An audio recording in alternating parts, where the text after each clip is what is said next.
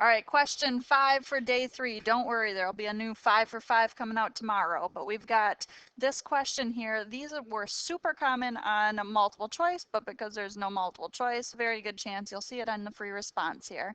So we have the same functions that we've been dealing with, and here it says we're starting with -3 to 10, and then we have 7 to 10. Notice we're talking about f of x, so we're going to be using the graph that we have up here. And we're trying to find this here from 7 to 10.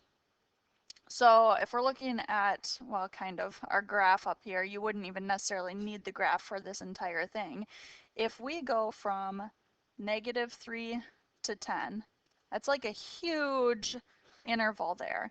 That's going to be the same thing as going from -3 to 7, which we can do because we have that in the graph up above, and then we add that to the integral from 7 to 10.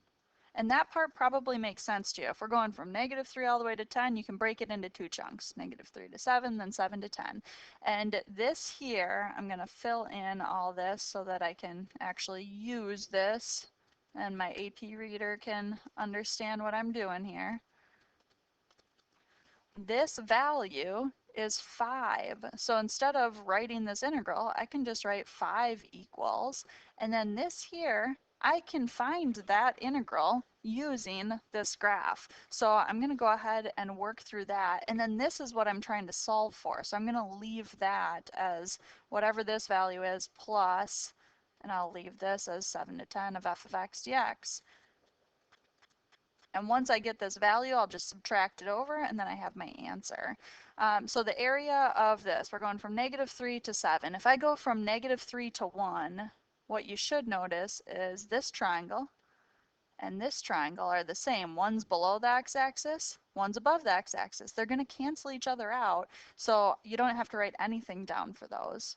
Okay, and then same thing as we go from here, from 1 to 2, and then 2 to 3.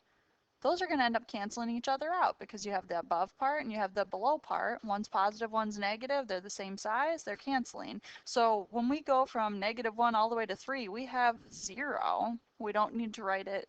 It saves you a little bit of time. And then as we're going from 3 out to 7, we're just doing the area under this graph. So this is just a rectangle. The base of that rectangle is 4. And the height of that rectangle is 2, so you just end up with 8. And then all you have to do to solve for the 7 to 10 piece here is subtract 8 from both sides. And you get the integral from 7 to 10 of f of x dx is equal to 5 minus 8, or -3, and you got your answer.